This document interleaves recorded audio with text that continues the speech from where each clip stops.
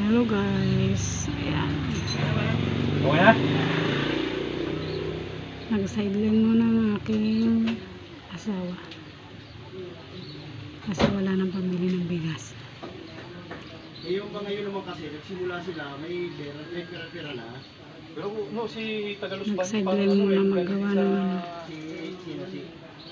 katulong lang pala. Hindi siya marunong. Katulong lang maggawa ng Hindi, pero siya sasakyan.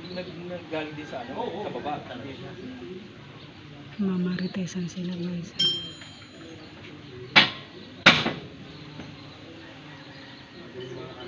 Kaya, yan, gusto ko kasi maano sa tao eh, hindi perang lagi tinitingnan. Makatulong sa... Hindi siya naano sa pera. Sa ano niya rin, nakakatulong din sa kapwa. Kaya kita mo, madaming... Ayun, basta mo, sikat na rin. Yun, content na lang din ng sharing, di ba? Oo. Okay. Content talaga nila ano lang eh. Hindi na Ito naman si Boy Garage. Geng-geng naman to, geng-geng. Yeah, Gen Z. Oo. Yun naman si Sharing is Caring. Ito na si ano, Si Nagnobe, si Master Duran. Ito na si ano, ewan ko yung kilala mo nito, yung taga Paranaque dati, si Tireman. Dito naman sa Binavista naman siya. Binavista? Oo, Binavista doon, dyan sa may Manggahan. Sikat din siya, pero parang Bicolano din siya no eh. Tireman naman niya. Tireman.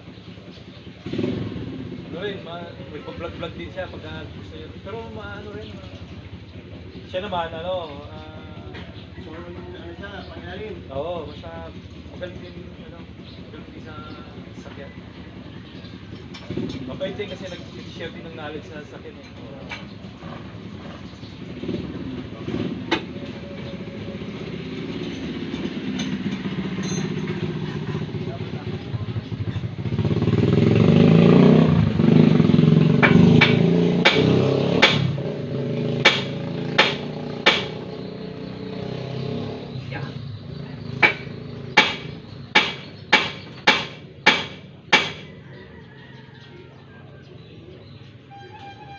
Note lang ang ano eh.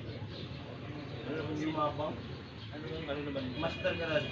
Mas hindi ko hindi nalabas sa Facebook ko eh. Master Garage. Ano yumabang? Ano makikigulo? Mula nung lumami. Ano na? Wala, nasilaw na siguro, nabulog na rin ng pera siguro.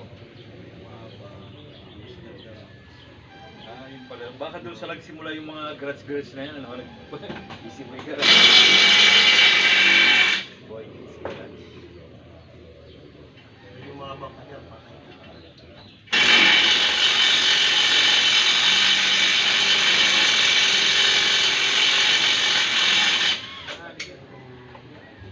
Basta pag nadala ka ng pera, yan. Mababago talaga.